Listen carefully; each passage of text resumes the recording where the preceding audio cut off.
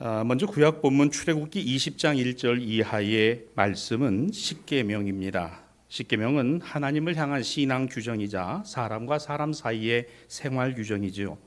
즉 사람이 하나님을 향해서 또한 사람 상호간에 행해야 될 의무의 규정이자 법전이기에 이를 율법이라고 합니다.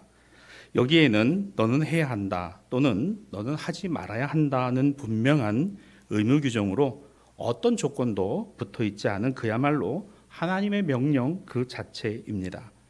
그런데 여기서 십계명의 법을 자세히 살펴보면 하나님 구원에 대한 인간의 인간 응답의 삶을 규정하고 있다는 것을 알게 됩니다. 즉 하나님 신앙 안에서 만들어가야 할 새로운 그리스도인의 모습, 새로운 인간의 모습, 새로운 인격의 모습이 어떤 것이냐 이것을 규정하고 있다는 것이죠.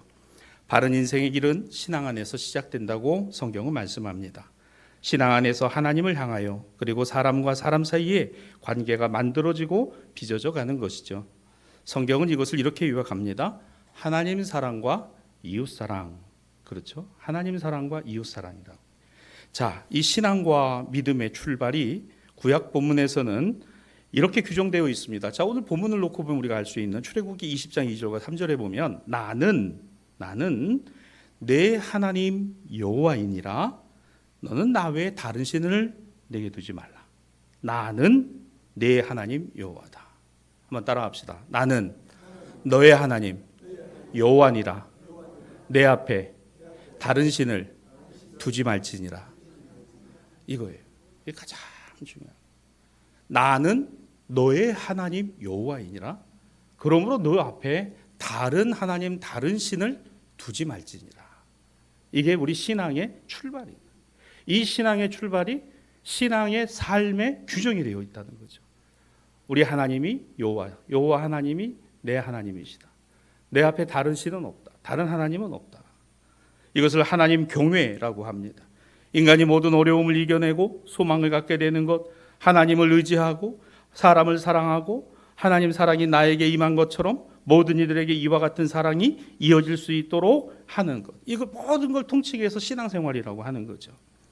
바로 나 외에 다른 신을 너의 앞에 두지 마라. 내 앞에 다른 하나님은 없다라는 것입니다. 그런데 우리는 이 말씀을 알면서도 이 말씀이 그렇다라고 인정하면서도 뭔가 좀 거북합니다. 뭔가 내 생각하고 다르다는 것이 여지없이 표출됩니다. 그게 바로 첫 번째 이스라엘 백성들이 이 말씀을 들었을 때의 반응이었어요. 아는 말씀이고 그렇다 인정할 수 있는 말씀이지만 그럼에도 불구하고 좀 거북한. 다시 말해서 우리가 살아가면서 이 말씀의 규정에 내 자신을 넣기에 좀 꺼려지는 그 같은 모습이 이 말씀을 들었던 이스라엘 백성들에게 있었다는 겁니다. 그것이 오늘 출애굽기 20장 19절이에요. 이 말씀을 들은 이스라엘 백성들의 반응입니다. 하나님이 우리에게 말씀하시지 말게 하소서. 자, 이것은 하나님의 말씀이 이미 주어져 있고 그들이 알고 그들이 인식하고 있는 내용이지만 그들의 반응은 그런 말씀 하지 마라. 그런 말 내가 듣고 싶지 않다. 그런 말 내가 듣고 싶지 않다라는 거예요. 여러분, 교회의 위기, 신앙의 위기가 어디서 올까요? 복음을 듣지 않으려고 하는 겁니다. 말씀을 듣지 않으려고 하는 겁니다. 말씀이 점점 멀어져 있는 겁니다. 내가 원하는 대로, 내가 생각하는 대로 신앙생활 하려고 하는 겁니다. 너의 앞에 하나님 두지 말라고 했는데 내가 하나님 되고 물질이 하나님 되고 권력이 하나님 되고 명예가 하나님 되어서 이제는 진짜 살아계신 하나님이 내 안에 계시지 않은 경우들을 우리가 알고 경계해야 된다는 거죠. 여러분, 오늘 이 말씀을 우리는 잘 다시 한번 보기 바랍니다. 하나님이 우리에게 말씀하시지 말게 하소서. 우리가 어떻게 해요? 죽을까 하노라. 아유, 그 말씀 맞죠. 그래야죠. 신앙생활 잘해야죠. 그런데 그렇게 해서 이 척박하고 힘든 세상을 어떻게 살아가란 말입니까? 아유, 죽습니다. 그렇게 살면. 그렇게 신앙생활하고 그렇게 기도하면 죽습니다. 여러분 왜요? 내가 하고 싶은 대로 하는데 장애가 되니까요? 걸림돌이 되니까요? 내 생각엔 그것이 아니니까요? 하나님 뜻대로 되어야 됩니다 라고 말하면서도 사실은 내 안의 의지는 하나님 뜻대로 되어야 합니다는 그냥 그건 신앙에 대한 얘기고 실제로는 내 뜻대로 돼야 되겠죠. 신앙 안에서 바르게 살아가는 것이 거추장스럽다고 생각되는 것 아닐까요? 그러면서 말씀대로 살아가고 신앙 중심으로 살아가면 망할 것 같고 죽을 것 같다라고 생각하는 것, 여러분 이게 정말 과장된 이야기인가요? 여러분 신앙은 우리에게 방법은 아닙니다. 신앙이 우리의 목적이 되고 신앙이 우리의 본질이 되어야 되는 거죠. 그 누가 이 신앙과 믿음을 빼앗아 갈 수 있고 이것을 나누어 갈 수 있겠습니까? 내가 하나님 되는 것이 오히려 더 낫고 내가 하나님은 가만히 계시고 내가 생각하는 것으로 되는 것이 오히려 더 맞다라고 여기지 않느냐라는 것이죠. 그래서 세상 살아가는 것에 보면 세상을 치열하게 살아가는 고민들을 하고 그와 같은 삶에서 많은 것을 얻기도 합니다. 돈을 얻기도 하고 물질을 얻기도 하고 명예를 얻기도 하고 권력을 얻기도 하고, 그런데 그것이 다라고 생각하는 거예요. 이런 우리를 하나님은 잘 아십니다. 그래서 말씀하시는 거죠. 출애굽기 20장 4절 5절입니다. 너를 위하여 새긴 우상 만들지 마라. 어떤 형상도 만들지 마라. 절하지 마라. 섬기지 마라. 하나님께서 이 말씀을 잘 일일이 구체적으로 세세하게 하고 계신 것은 너를 위하여 새긴 우상, 그러니까 나의 하나님은 나를 위한 하나님, 내가 하나님의 자녀가 된 것에 감사가 있는 것이 아니라 내가 하나님 만들어서 그 하나님이 나의 조종을 받는 하나님인 거죠. 그래서 거기에 절을 합니다. 그리고 그것을 섬깁니다. 그게 다라고 생각해요. 명예가 하나님 되기도 하고 돈이 하나님 되기도 하고 자리가 하나님이 되기도 하고 자식이 하나님 되기도 하고. 여러분 한번 가만히 생각해 보십시다. 우상이라는 게 뭘까요? 하나님 아니면 다 우상인 거죠. 아니, 내가 믿는 하나님이 말씀에서 복음에서의 하나님이 아니라 내가 만든 하나님이면 그게 우상인 거죠.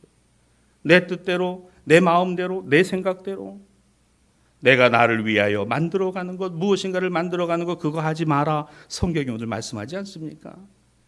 권력을 얻는 것이라면, 돈을 버는 일이라면, 자기 이름 드러내는 일이라면, 어떤 형상을 만드는 것, 거기에 절하는 것, 그거 섬기는 것, 이거 대단하고 엄청나고 그게 더 중요하다라고 생각하는 것.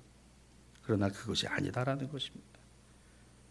그렇다면 오늘 우리는 이 말씀으로부터 바른 신앙 안에 우리 그리스도인이 만들어가야 할 삶의 모습이 어떤 모습일까를 생각해 보십시다. 복음서로 돌아오면 마태복음 21장 33절에 비유 하나가 또 나옵니다. 전통적으로 교회는 이 비유의 해석을 포도원 농부의 비유다 이렇게 해석을 합니다.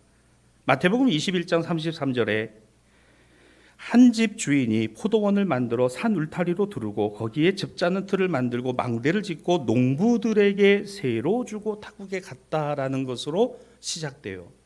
예수님께서 이 비유를 말씀하신 것이죠. 이 말씀 보면 여기 이 포도원 주인은 모든 것을 다 갖추고 있습니다. 그리고 그 열매를 따는 일, 그 포도를 따는 일을 누구에게 맡겼어요? 농부들에게 맡겼습니다. 여기 비유의 농부로 표현된 이들은 그냥 농부가 아닙니다.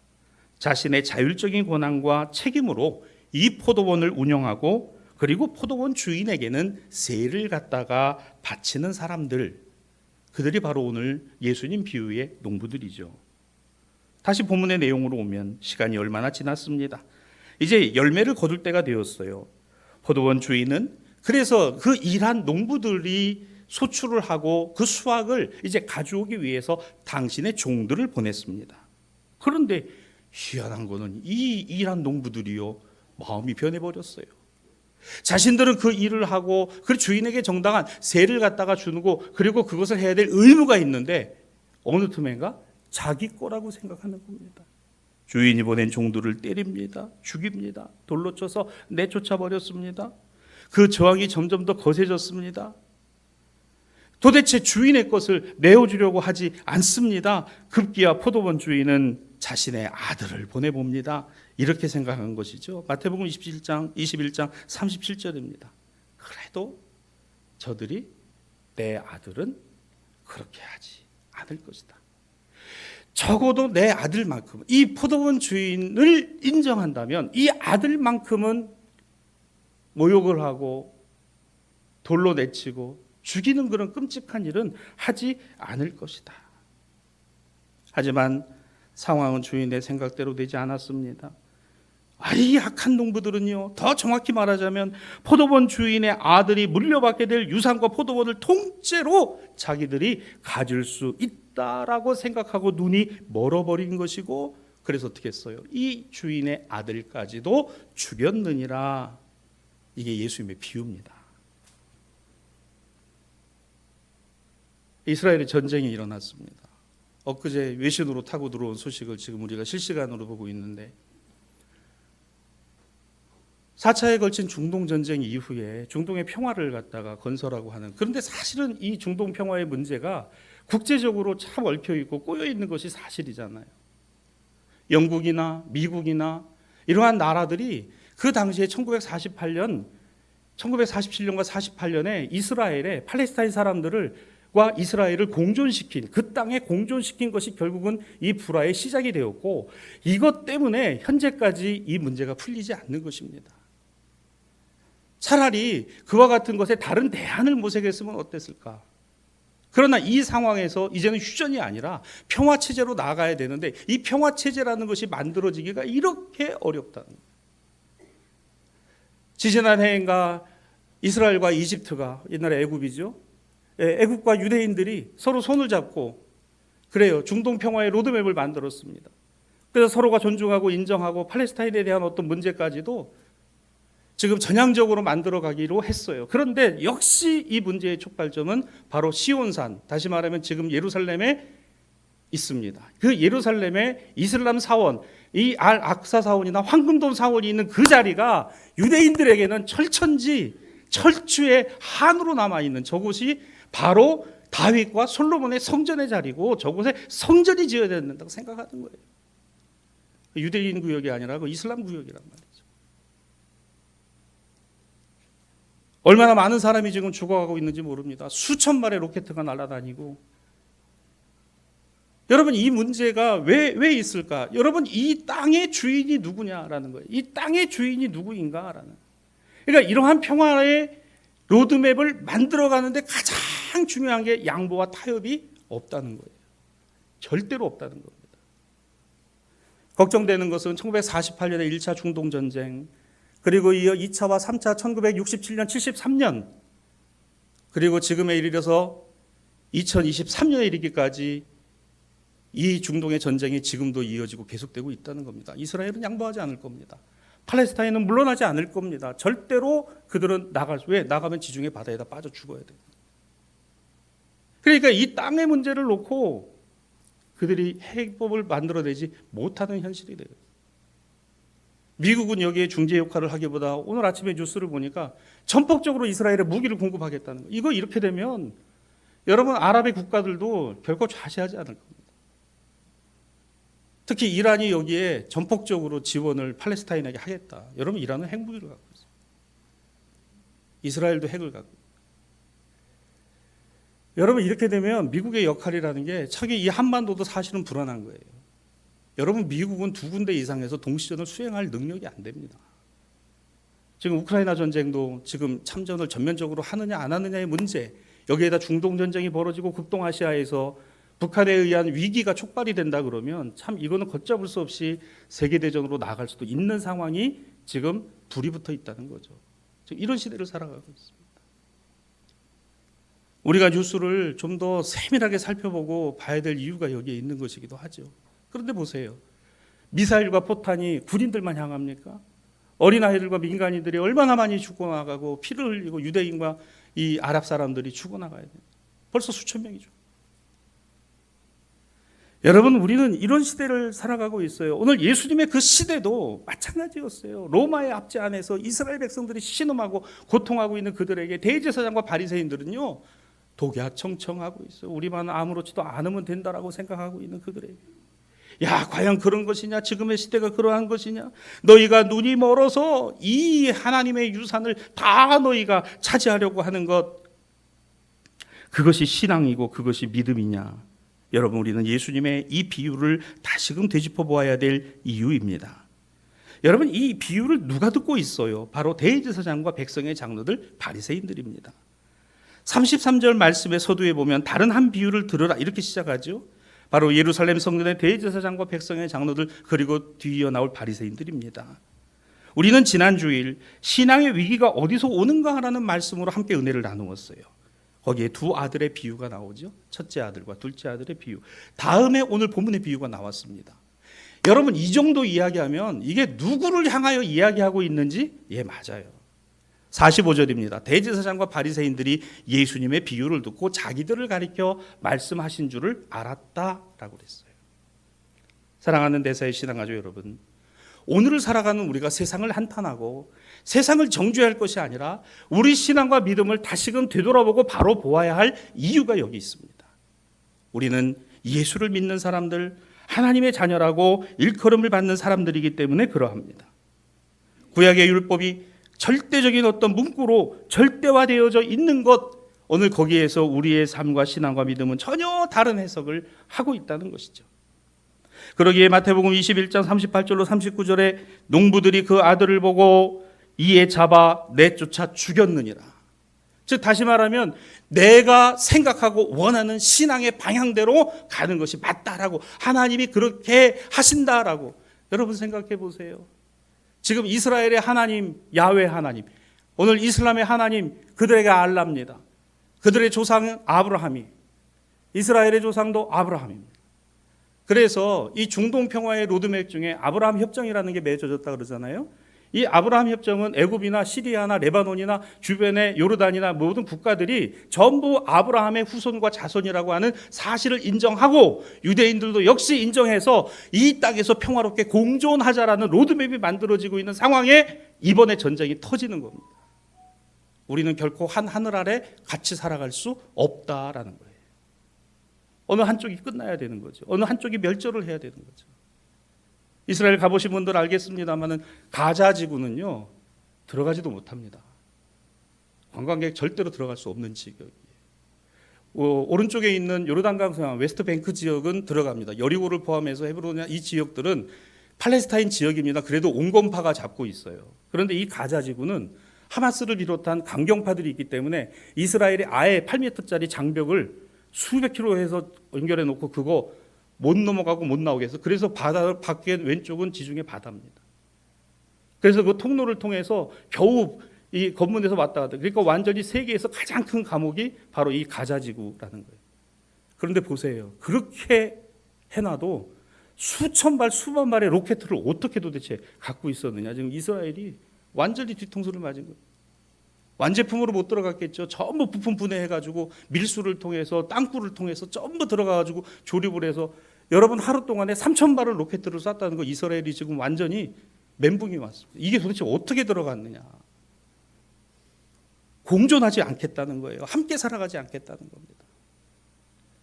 사랑하는 신앙가족 여러분, 신앙과 믿음이라는 것이 척박한 환경과 삶에서 만들어지고 우리의 괴롭고 힘겨운 삶 안에서 아름다운 신앙과 믿음이 만들어져 가는 것에 가장 중요한 것은 하나님을 사랑하고 이웃을 사랑하라. 하나님 사랑과 사람 사랑입니다. 오늘 이 개념이 율법에도 복음에도, 그리고 오늘 예수님께서 비유로 말씀하시는 대제사장과 백성의 장로들과 바리새인들을 향하여서도 있다라는 것입니다. 사랑하는 대사의 신앙가족 여러분, 오늘 우리는 이 비유의 가장 중요한 핵심이 여기에 있습니다. 나를 위하여 하나님이 존재하신다라고만 생각하지 말고 우리 모두를 위하여 하나님이 살아계심을 증거하도록 나에게 말씀하신다라고 고백할 수 있기를 바랍니다. 내가 누군가에게 도움이 되고 내가 누군가를 살펴줄 수 있고 내가 누군가를 위해서 헌신해 줄 수 있으면 그것처럼 아름답고 귀한 삶이 어디 있을까? 나만 잘 살아야 되는 것이 아니라 우리 모두가 잘 살기를 원하시고, 나만 행복한 것이 아니라 우리 모두가 행복하기를 원하신다라는 것이죠. 오늘날 교회가 그리스도인이 아쉬운 것이 있다면, 아니 우리가 회복해야 될 것이 있다면 바로 이것이에요. 마음이 따뜻하고 가슴이 뜨겁고 또한 그리스도의 심장으로 살아 움직이는 하나님의 자녀들. 따뜻한 마음, 가슴이 뜨겁고 배려할 줄 알고 존경할 줄 알고 존중할 줄 알고 살펴줄 줄 알고 돌이켜 봐줄 줄 알고 내 입장에서만 아닌 상대방의 입장에서 생각해 볼 수 있는 이런 마음 말입니다. 주중에 우리 이현수 집사님의 장례가 있었어요. 89세 좀 더 계셨으면 우리가 다 아는 대로 우리 집사님께서는 오랜 기간 요양병원에 계셨습니다. 코로나를 겪었습니다. 신방을 가서 말씀을 나눈 코로나 기간 동안에는 하지를 못했고 그 이후에 한두 번인가 저도 마스크를 끼고 들어가서 뵌 적 있습니다. 장례가 됐어요. 사실 지난 주일에 그 아들 내외가 내려와서 병원에 연락을 받고 목사님께 연락을 할까 말까 하다가 그래도 엄마 좀 계시는구나 해서 주일을 지나고 월요일이 되고 그리고서 이제 월요일 날 지나고 화요일 날 세상을 떠나시게 된 거죠. 우리가 다 아는 대로 우리 집사님에게는 딱 이 아들 하나입니다. 이 아들 하나고 며느리 하나예요. 그래서 연락을 받고 가서 장례, 그런데 아무것도 모르는 거죠. 이 장례를 어떻게 해야 될지, 어떻게 진행해야 될지. 그래서 같이 이야기를 나누고 걱정하지 마라. 그리고 갔더니 그 상을 그냥 수박하고 바나나하고 그냥 잔뜩 차려놨길래 아유 난 배불러서 이거 못 먹는데 그랬더니 깜짝 놀래요. 그래서 이거 안 차려도 돼. 기독교 예식이니까 병원에 얘기해서 이거 다 치우라고 이야기를 하라고. 목사님 그래도 되냐고. 그래도 기본이라고 하는데 그 사람들이 기본인 거고 다 치우고 기독교 예식으로 한다고 이야기를 하라고. 그래서 바로 다 치우고 기독교 예식으로 그렇게 해서 다시 만들었습니다. 그리고 이제 우리 3일간 장례를 했죠. 장례를 하면서 참 시간 우리 신앙가족들 함께 해주시고 또 예배 함께 드리고 또 조문해 주신 거 참 너무 감사합니다. 그 장례가 마쳐지는 이제 마지막 날 이제 화장을 하고 그 어머니의 유골을 함에 담아가지고 교회에 들렸어요. 교회에 들려서 예배당불을 다 켜고 그 어머니가 앉아서 예배드렸던 자리에 아들과 며느리를 앉혔습니다. 어머니의 유해를 여기가 엄마가 앉아서 찬송하고 예배드리고 말씀 듣던 자리다. 울컥한 거죠. 마음이 참 그 가슴 안에 담겨져 있는 여기가 엄마가 여기서 예배드리고 여기서 기도하신 말씀 들은 자리구나. 그리고 간절히 기도해 줬습니다. 하나님 아버지, 이 투내외가 그 멀리 가평에서 이제 신앙과 믿음의 어머니의 신앙의 유지를 잘 이어갈 수 있게 하시고 이제 이 유고를 가지고서 그 가평으로 올라가지만 그곳에서 신앙과 믿음의 유산을 아름답게 이어갈 수 있도록 간절히 기도해주고 축복을 해주세요. 하더니 울어요. 그러면 이제 일어나서 인사를 하는데 저 며느님이 저한테 눈물을 흘리며 그렇게 얘기를 하는 겁니다. 목사님, 제가 사실은 어릴 때부터 교회를 다니고 그런데 제가 청년 시절에 교회에서 상처를 크게 받았어요. 너무 크게 받아서 내 평생에 예수 안 믿겠다. 나는 예수 안 믿고 신앙생활 안 하겠다. 그런데 이번에 우리 어머님 돌아가실 때 목사님 보여주셨던 그 마음이나 그 말씀이나 한 걸음에 달려와 주셔서 장례 이렇게 해주신 게 너무 마음에 제 마음이 높고 제 마음의 따뜻함이 이제 올라가서 남편하고 목사님 교회 중해 주시면 열심히 신앙생활하고 다시 그 보내주신 사랑 잊지 않고 살아가겠습니다. 할렐루야. 여러분 이게 어떻게 가능한 일일까? 여러분 신앙이라는 거는요 아무것도 아닌 거예요. 그러나 모든 것이기도 합니다. 신앙은 nothing.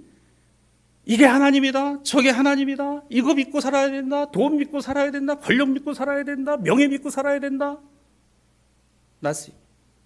그러나 신앙은 everything. 모든 것이 그의 인생을 변화시키고 그의 삶을 변화시키고 여러분 복음이 그 말씀이 여러분이 찾아봐 줘서 교문해 주시고 참 어머님 사랑해 주신 그 모습들이 그의 얼어붙고 그의 무거워진 그 마음을 열어 이제는 다시 복음 앞으로 다시 주님 앞으로 내가 이렇게 살아가야 될 삶의 모습이구나. 그렇습니다. 신앙을 어떻게 만들어가는 거예요? 우리의 인간 본성과 우리 안에 두신 하나님의 본성이 끊임없이 끊임없이 투쟁하고 끊임없이 싸우는 거예요. 우리 인간의 본성은 뭡니까? 하나님 없다 하고 하나님 멀리하고 하나님 아니라고 하는 거기에 있는 것이에요. 그런데 우리 안에 두신 하나님의 본성이 있습니다. 너희 안에 이 마음을 품으라고 그리스도 예수의 마음이니. 그는 뭐 하나님의 본체시나 그렇구나 예수님이시구나. 여러분 장례 예식을 통해서 주님을 만나는 겁니다. 찬양을 통해 주님을 만나는 겁니다. 말씀을 통해서 주님을 만나는 겁니다. 그 주님이 내 인생을 변화시키는 것이지 누가 나를 변화시킬 수 있어요? 내가 누구 말을 듣습니까?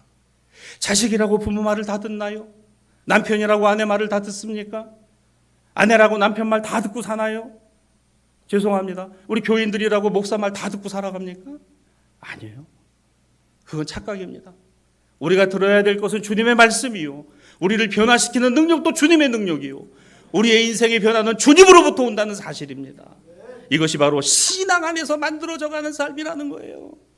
그래서 오늘 예수님 말씀하시잖아요. 대제사장들아, 백성의 장로들아, 바리새인들아, 이 예루살렘 성전을 보고도 모르겠느냐? 건축자의 버린 돌이 모퉁이 돌이 되어서 오늘 이 성전이 세워졌듯이 너희의 신앙과 믿음이 하나님의 아들 메시아 예수 그리스도를 통해서 세워지고 만들어지고 조성되느니라. 우리 대사의 신앙가족들의 마음과 심령 속에 날마다 우리 주 예수 그리스도가 살아 계시기를 주님의 이름으로 축복합니다. 우리가 그러므로 여기서 생각해야 될 것 하나가 있습니다. 아버지의 명을 따라 포도원에 간 아들입니다. 가면 자신이 무슨 일을 당할 걸지를 알면서도 그는 갔습니다. 이 아들은 악한 농부들이 있는 그곳에 갔습니다. 자신이 죽을 줄 알면서도 그 자리에 갔습니다. 그리고 정말 죽었습니다. 이 순종, 이 모습, 이 형상이 바로 하나님의 아들 예수 그리스도의 성육신하심과 십자가의 죽으심임을 오늘 복음서는 우리에게 증거하고 있는 거예요. 너희가 예수를 그렇게 죽였고 너희가 예수를 그렇게 영접했느니라. 사랑하는 신앙가족 여러분, 어떻습니까? 신앙 안에서 만들어져가는 삶이라는 것은 예수 그리스도를 통해서입니다. 예수님을 통해서 만들어져가는 것입니다. 이것을 나에게 적용하는 거요? 절대 쉽지 않습니다. 사랑하는 신앙가족 여러분, 영적 싸움 그렇습니다. 내 안에 두신 하나님의 영과 내가 하고자 하는 내 의지가 끊임없이 내 안에서 갈등하고 싸울 때마다 우리는 어느 편에서요? 하나님의 선하시고 기뻐하시고 온전하신 뜻을 이루기 위하여. 지난주에 말씀 나눈 것처럼 이런 사람 한 분을 오늘 본문은 소개하죠. 서신서 빌립보서 3장 4절로 5절입니다. 사도 바울이, 그는 육체를 신뢰할 만한 사람이었으며 그는 난지 8일 만에 할례를 받았고 이스라엘 족속 중에 베냐민 지파 중에 그는 히브리인 중에 히브리인이라고 그는 자랑스럽게 내세울 만한 바리새인이었다고. 아니, 그런 인간이었고 그런 삶이었다고. 그게 내 하나님이었고 그 명예가, 그 혈통이, 그 지위가 오늘 내가 믿던 하나님이었다라고 바울이 고백합니다. 그런데 그는 어땠습니까? 육신을 입고 이 땅에 오신 하나님의 아들과 그의 복음 선포와 십자가의 죽으심과 부활 앞에서 그는 완전히 다른 사람이 되었어요. 오늘 빌립보서 3장 7절로 9절 그는 그래서 이렇게 고백합니다. 그러나 내게 유익하던 것을 내가 그리스도를 위하여 해로 여길 뿐만 아니라 모든 것을 해로 여기는 것은 내 주 그리스도 예수를 아는 지식이 가장 고상하기 때문이라.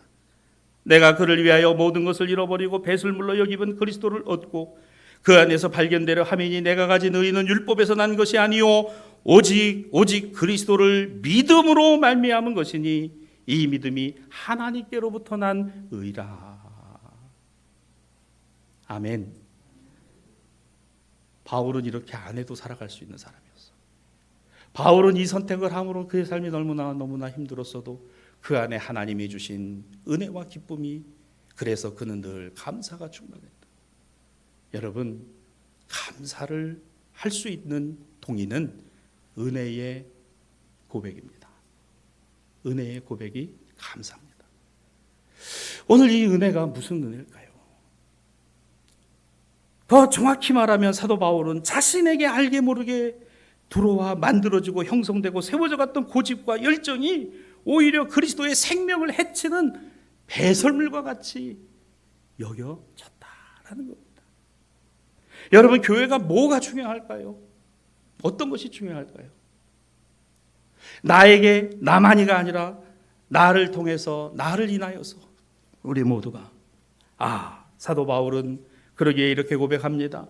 빌립보서 3장 12절로 이어지는 14절, 내가 이미 얻었다 함도 아니요 온전히 이루었다 함도 아니라 오직 내가 그리스도 예수께 잡힌 바 된 그것을 잡으려고 지금도 달려가노라. 형제들아, 나는 아직 내가 잡은 줄로 여기지 아니하고 오직 한 일 뒤에 있는 것을 잊어버리고 앞에 있는 것을 잡으려고 표대를 향하여 그리스도 예수 안에서 하나님이 위에서 부르신 부름의 상을 위하여 달려가노라. 여러분, 오늘 내 마음을 새롭게 하나님 앞에 헌신하면 하나님의 은혜는 새롭게 우리에게 주어지는 줄로 믿습니다. 바울은 그 이야기하고 있는 거예요. 날로 새로워지시기를 바랍니다. 주의 은혜 안에서, 주의 말씀 안에서 날마다 새로워지시기를 바랍니다. 사랑하는 신앙가족 여러분, 하나님을 위해서, 하나님의 구원을 위해서 우리가 할 수 있는 것은 사실상 아무것도 없죠. 그러나 하나님의 구원을, 은혜를, 사랑을 오늘 이것을 기억하고 오늘 이것을 닮아가고 이것을 내 안에 담으려고 하는 것은 우리가 해야 된다라는 것입니다. 말씀을 마무리합니다. 갈라디아서 4장 19절에 나의 자녀들아, 너희 속에 그리스도의 형상을 이루기까지 다시 너희를 위하여 해산하는 수고를 하노라.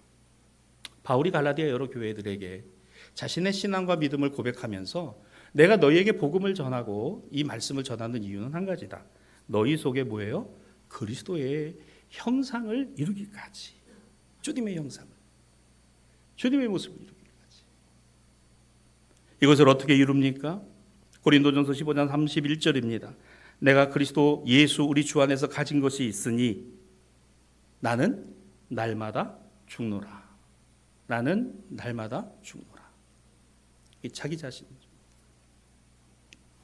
번째로 바라기는 우리 사랑하는 모든 신앙가족들에게 오늘 이 말씀이 우리에게 신앙과 믿음 안에서 만들어져가는 삶, 즉 예수 그리스도를 담고 오늘 그 주님이 우리 안에 이루어 가시는 의와 평안과 그리고 은혜의 감사들이 삶에서 고백되고 또 고백되어질 수 있기를 우리 주님의 이름으로 축복합니다. 여러분의 걸음걸음마다 우리 주님의 자욱자욱이 새겨지고 또 드러나고 보여졌으면 좋겠습니다. 서로 사랑하고 이해하고. 저는 제 마음에 참 그 대화 속에서 제 마음을 아프게 한 것은 교회에서 상처받았다는 사람들이 왜 이렇게 많은지, 세상에서 상처를 받은 게 아니라 교회에서 상처를 받아서 예수님을 떠났다는 사람들이, 여러분, 교회가 상처를 줘서 떠나보냈으면 교회가 그들을 끌어안고 회복시켜야 되는 것도 우리 책임인 거예요. 예수님 말씀이 그겁니다. 대제사장들아, 백성의 장로들아, 바리새인들아, 너희 때문에 하나님의 구원의 복음이 가리워지고 있다면 너희가 돌이키고 너희가 회개해야 되는 것 아니냐. 그런데 여전히 우리는 그렇지 못한 것 아닐까? 내 신앙과 믿음은 어떤 모습일까? 우리는 오늘 본문의 말씀에서 조용히 내 자신을 내려놓고 살펴보게 됩니다. 사랑하는 대사의 신앙가족 여러분, 저는 우리 교회가 참 좋은 교회라고 믿습니다. 왜? 하나님의 은혜와 사랑이 여전히, 아니 그 은혜와 사랑에 감사한 우리 성도들이 너무너무 많아요. 얼마나 귀한지 모릅니다. 여러분, 이러한 영적인 회복력들이 날마다 우리 교회 안에 풍성하여져서 우리의 삶이 복될 뿐만 아니라 우리를 통해 모든 이들이 더욱더 복되어져 가는 우리 대사교회가 되고 우리 모든 신앙가족들의 삶이 되어지기를 우리 주님의 이름으로 간절히 축복합니다.